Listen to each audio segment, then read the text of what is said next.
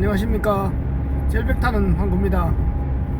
이번 주에 5번째 산행을 토요일 아침에 출발했습니다. 지금 08시 30분 현재 도로가 좁아지는 구간입니다. 약 1km, 100km 고정형 이동식 단속 구간입니다. 기온은 0도를 가리키고 바람은 시속 4km 정도 붑니다. 아침 일출은 07시 4분이고요 일몰은 18시 17분입니다 자, 오늘도 새로운 곳으로 답사 겸 한번 떠났습니다.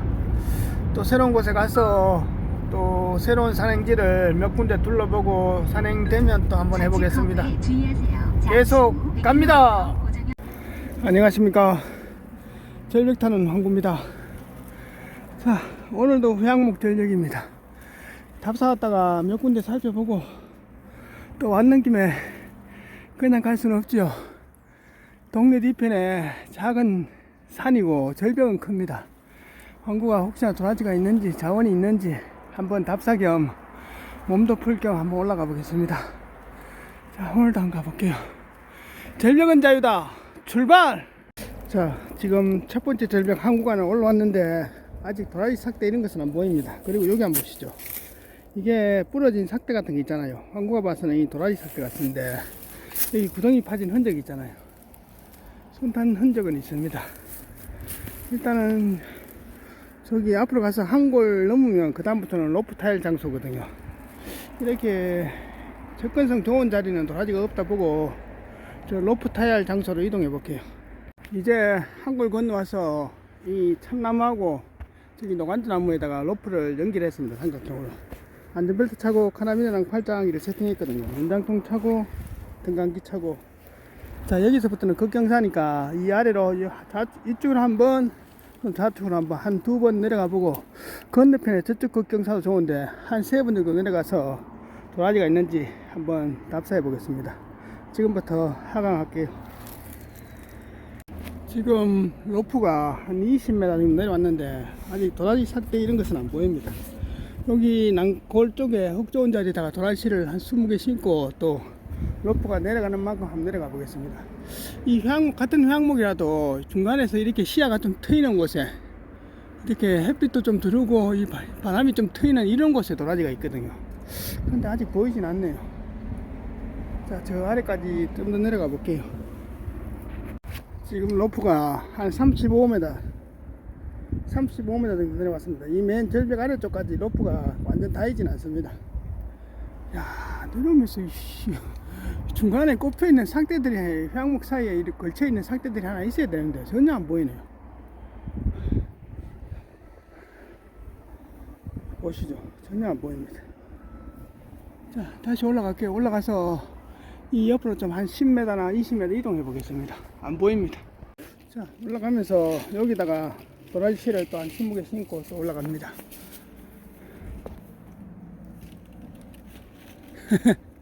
도라지가 하나도 안 보인다니까. 도라지 심고 있으니까 이 안에 보시죠. 화양나무 사이에 도라지 삭대가 하나 있습니다. 야, 하나를 주니 하나를 또 보여주네요. 그 삭대가 그리 크진 않는데 일단 자원이 있다는 게 중요합니다. 이 도라지 삭대 맞죠?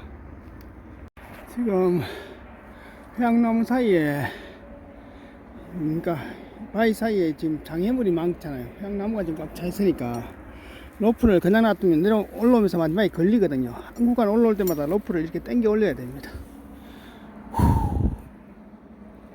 아이고, 4일째 산행이래. 지금 오늘도 이 회항나무 가시덤불을 헤치고 다니 뒤긴 뒤입니다. 올라오면서 어린 삭대는 자원은 있습니다. 지금 한두 개씩 보이긴 보이거든요. 큰 삭대들은 아직 안 보이네요. 일단 올라가서 로프를 저 우측으로 한 20m 이동해 볼게요. 우측으로 한 20m 이동해서 이 노간주나무하고 이 잡목 2개를 걸었습니다.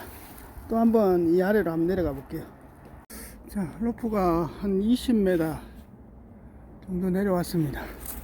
여기 한번 보시죠. 도라지 삭대죠. 야, 큰 것들도 있을 건데 큰 것들은 손 다 탔어.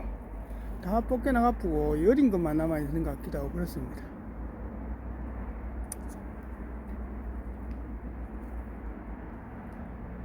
자, 요거는 안 건드립니다. 여기다가 또 도라지실을 한 20개 신고 더 내려가 볼게요. 자, 지금 로프가 한 30m 정도 내려왔거든요. 아직 도라지 삭대는 전혀 안 보입니다. 그리고 이쪽에는 좀 더 내려와서 한거 로프를 세팅했기 때문에 여 아래 계곡까지 로프가 다입니다. 저 아래까지 내려가서 저 절벽 아래쪽에 떨어진 삭대나 날린 삭대가 있는지 한번 살펴볼게요. 그리고 다시 올라갑니다. 아이고 씨, 내려오는 건 안고 다니는데 올라가는 게 힘듭니다. 지금 로프를 풀고 계곡 아래까지 내려와 봤습니다. 이 아래쪽에 떨어진 삭대나 날린 삭대 이런 것은 안 보입니다. 원래 내려오면 이 황금가지가 이 사이에 하나씩 걸려 있어야 되는데 전혀 없네요. 봄이 서서히 오긴 옵니다. 여기 한번 보시죠. 버들강아지가 이제 순이 터지기 시작하네요.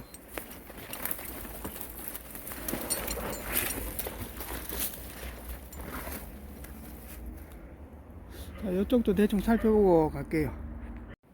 지금 이 수직절벽 아래로 왔는데 아직 뭐 도라지 삭대 이런 것은 안 보입니다. 자원은 없는 모양입니다. 올라가서 이쪽 절벽이 제일 가파르거든요. 이 절벽 한 군데만 살펴보고 철수하는 걸로 그렇게 해야 될 것 같습니다. 그리고 이 물은 상당히 깨끗하거든요, 계곡이. 그런데 좀 특이한 게 뭐냐면 지금 다슬기가 하나도 없고, 물론 있기 때문에 그런 것도 있겠지만, 그 다음 물고기들이 하나도 안 보입니다. 물은 엄청 깨끗한데 꼭 죽은 물처럼 그런 느낌이에요.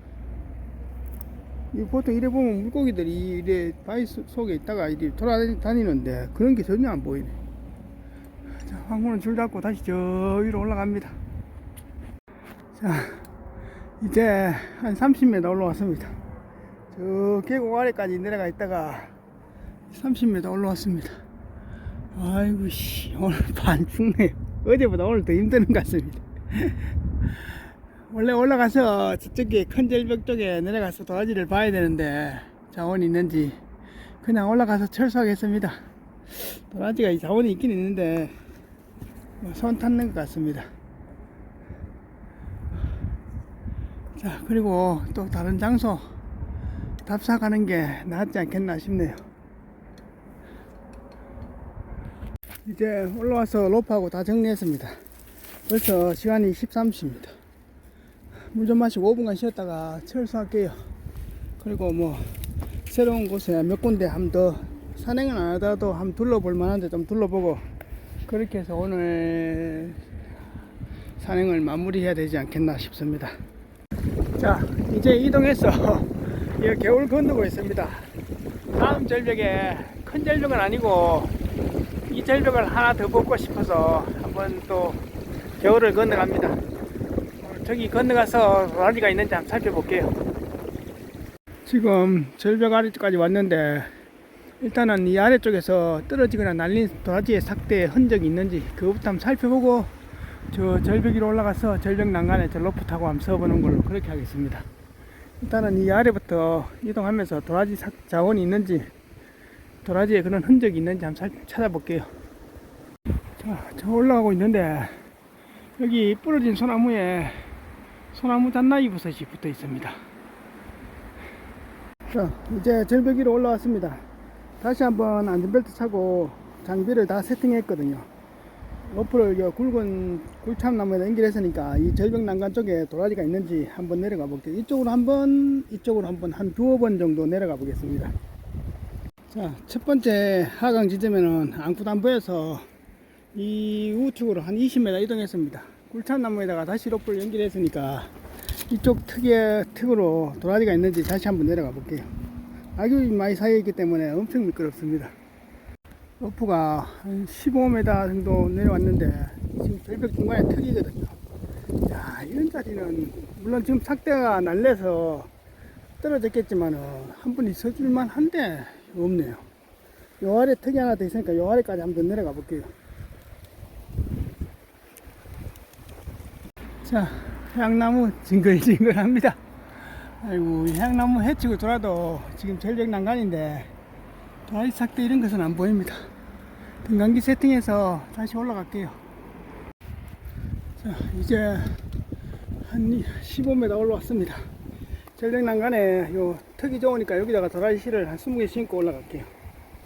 이제 올라와서 로프하고 다 정리했습니다. 물 좀 마시고 5분간 쉬었다가, 이게 상층부 절벽인데 저거는 위로 올라가지 말고 그냥 밑쪽으로 쭉 가면서 중간에 걸려있는 삭대나 떨어진 삭대 있는지 그것만 확인하고, 또 내려가면서 이 절벽 아래쪽에도 삭대가 떨어진 게 있는지 그것만 대충 확인하고 오늘 산행을 마무리하는 걸로 하겠습니다. 지금 벌써 시간이 3시 20분입니다. 참 도라지 한 뿌리 보는 게 진짜 힘듭니다. 산보다 100배 더 힘듭니다 이게. 야, 이 뒤쪽에 이 절벽이 상당히 좋거든요. 한 방 있어줄 만한데 전혀 안 보이네. 더 이상 위로 올라가지는 않겠습니다. 이 큰 절벽 밑으로서 쭉 가면서 떨어진 삭대 있나 대충 보고 하산하는 걸로 그렇게 할게요. 모르겠습니다. 도라지가 있을지 없을지는 본 시즌 돼봐야 알겠죠. 문제는 또 이거 내려가는 것도 보통 일이 아니라는 겁니다. 야, 안 그러면 로프 또 두 겹으로 세팅해가 내려가야 될 수도 있고, 일단은 내려갈 길이 있나 한번 찾아볼게요. 이게 또 보통 일이 아닙니다. 이제 오전 3시간, 오후 3시간, 6시간 산행이 거의 끝났습니다. 야, 절벽은 상당히 멋진데 도라지는 없습니다. 자, 겨울물에 세수함하고 이제 이번 주 산행을 마무리할게요. 철수합니다. 안녕하십니까. 절벽 타는 황구입니다. 자, 이제 오늘의 총평입니다. 이번 주에 5번째 산행을 황구가 토요일 아침에 다녀왔습니다. 그래도 뭐 강 쪽에 협곡에서 도라지도 좀 봤고, 향목 절벽에서도 도라지도 좀 봤고, 이래가 이번 주는 뭐 그래도 자원은 좀 보긴 봤지만, 그러나 오늘 답사 가는 한 2곳 정도, 먼 곳에 답사 가가지고 새로운 절벽도 황구가 두루두루 살펴보고, 또 한 2군데 정도 산행을 했는데, 도라지는 뭐 거의 없다고 봐야 되겠죠. 그렇지만은 황구가 또 꽝을 치더라도 잘 올라가고 내려온 것이, 그 황구가 갔기 때문에 그곳에 또 도라지 씨를 뿌리고 또 종족 번식이나 자원 보존을 할 수 있는 그런 역할을 했기 때문에 황구가 또 나름 또 할 일을 다 했습니다. 내일은 하루 쉬고 월요일 아침에 또 새로운 산행지로 가보는 걸로 그렇게 하고, 그리고 이제 3월달이 이제 곧 다가옵니다. 3월달 되면 황구도 한 벌통을 총 계획은 한 50개 정도 생각하고 있었는데 50개까지는 안 들어가고 한 30개 정도를 벌통을 놔보려고 지금 이렇게 계획을 잡고 있습니다. 그래서 3월달 산행 중간중간 하면서 벌통도 좀 놓고, 벌통 놓을 자리는 황구가 다 지금 확보해 놨으니까 황구는 준비해서 놓기만 하면 됩니다.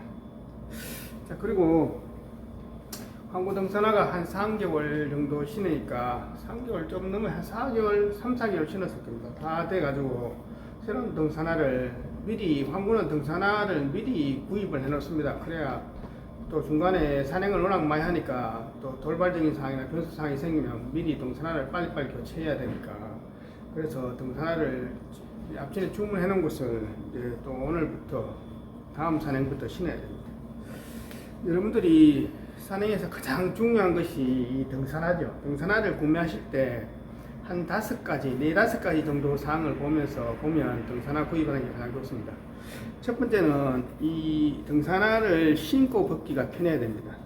그래서 뭡니까? 여기 이 끈 자체가 요즘 뭐 케이블 다이얼로 되는 거 따락따락 좋은 거 있잖아요. 그런 걸로 되는 게 있고, 이렇게 끈으로 되는 게 있는데, 일반 트레킹 같은 거 하시는 것 같으면 그 케이블 다이얼이 좋은 거, 그것도 괜찮을 것 같고, 만약에 내가 장시간 등산을 한다거나 아니면 중등산 그리고 험로를 산행하실 때는 이 케이블로 된 것보다는 이 끈으로 된 게 훨씬 좋습니다. 왜냐하면 황구도 등산을 하다 보면 이 끈이 터지거든요. 그래서 발에 걸리는 하중이 워낙 크기 때문에 무게 플러스 중력과 속도가 붙거든요. 그러니까 황구가 지금 뭐 몸무게 80kg에 등산배낭 20kg 짊어지면 100kg잖아요. 100kg에서 내려올 때 발에 걸리는 하중은 무게 플러스 중력과 속도입니다. 그러면 작게는 200kg, 많게는 500에서 700kg의 힘이 순간적으로 가해지는데, 그걸 등산화 끈이 받치거든요. 이 등산화 끈이 그 케이블로 된 것이 터져버리면 산행 중간에 보수가 되잖아요.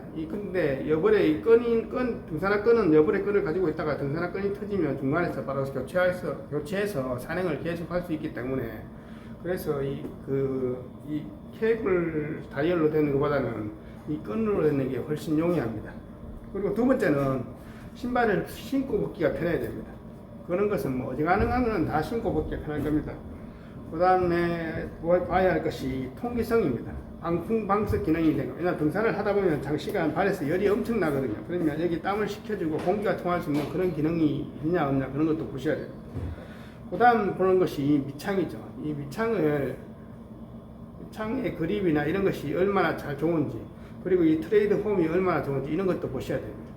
황구가 산행하면서 이렇게 보니까 등산화는 한 3개월에서 뭐 신으면 최고 많이 힘받고 딸는 부위가 등산화의 이 앞부분입니다. 발바닥의 이 앞쪽, 이쪽에 힘이 가장 많이 가해지거든요. 이쪽에 그 트레이드 모양이나 이 홈들이 황구가 봐서는 이걸보다는 평상시 이것보다 한 1.5배 정도 더 두꺼우면 좋다 싶은데, 그러면 뒤에는 별로 딸지는 않습니다. 우리 차 운행하실 때 보면 앞타이어에 가장 많은 힘이 받고, 그 다음에 물론 뭐 딸는 거는 뒷타이어 구동축이 딸지만은 일단 앞차이어가 가장 많이 힘 받잖아요. 그거 마찬가지입니다. 등산도 산행하실 때 보면 가장 힘이 많이 받는 것이 이 앞쪽입니다. 앞쪽.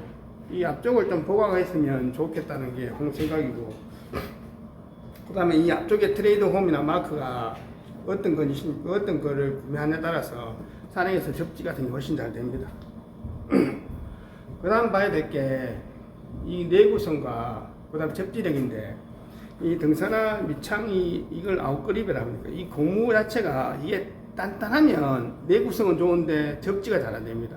반대로 이게 무릎 좀 몰랑몰랑하면 접지는 잘 되는데 내구 잘 딸지겠죠. 그러니까 이런 것이 얼만큼 서로서로 보충이 되는지, 서로서로 뭐 이렇게 보완이 되는지, 이런 것을 보면 좋습니다. 그래서 여러분들이 등산화 구매하실 때 첫째는 이 등산화 끈이 어떻게 되어 있는지, 신고 벗기가 편한지를 보셔야 되고, 두 번째는 이 통기성, 공기가 잘 통하고 바람이 잘 통하는 방풍 방석이나 통기성이 좋은지를 보셔야 되고, 셋째는 이 접지력이 얼마나 좋은지, 이 트레이드 마크나 이런 것이 얼마나 좋은지 보셔야 되고, 네 번째는 이 내구성을 보셔야 됩니다.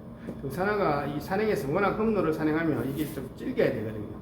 그러니까 그런 것도 보셔야 되고, 충격 흡수가 얼마나 잘 되는지, 이런 것을 한 4-5가지 정도만 보시면 등산화 구매하실 때 크게 어려움이 없습니다. 그리고 가격대는 보통 10만원대, 그 다음 20만원대, 30만원대, 50, 100 이렇게 정도 있는데, 황구가 등산화를 신어보기에는 아직 고가의 등산화는 안 신어봤지만, 황구가 봐서는 50만원짜리 등산화 하나 신는 것보다는 그 15만원짜리 등산화 3개를 신는 것이 훨씬 용이합니다. 왜냐하면 15만원짜리 3개를 신으면 중간에 새거 신발을 3번 신잖아요. 그러면 훨씬 좋은 기능이겠죠.